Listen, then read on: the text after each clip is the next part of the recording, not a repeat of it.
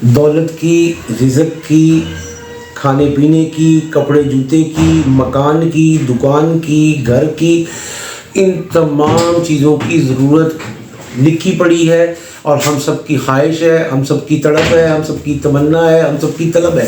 اس کے لیے ہر شخص اپنی سی کوشش کرتا ہے، ایڑی چوٹی کا زور لگاتا ہے، اور خون پسینے کی کو ایک کر کے کچھ نہ کچھ ایسا کمانا چاہتا ہے تاکہ اس کے بچے خوبصورت اور سہانا مستقبل پا سکیں۔ اس کے لیے کیا ایسی کوشش ہو کہ جہاں ہم ہاتھ ڈالیں اللہ تعالیٰ اس کو سونا بنا دے۔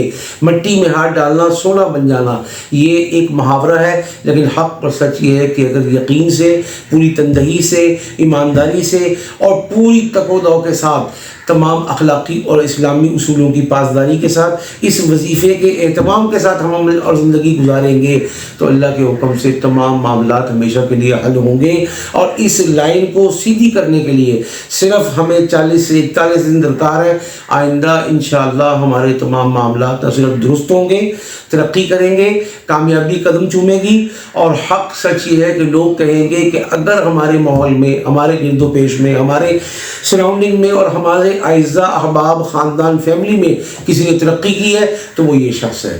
محنت تو اور لوگ بھی کرتے تھے، لیکن اس کا یہ سیکرٹ ہے وظیفہ، اگر یہ کرے گا انشاءاللہ اللہ پاک تمام معاملات کو حل فرمائیں گے۔ روزانہ ان اللہ هو الرزاق ذو القوة المتین 111 مرتبہ کا اہتمام فرمائیں، اور اول آخر 3 مرتبہ درود پاک۔ اس کا وقت کیا ہوگا؟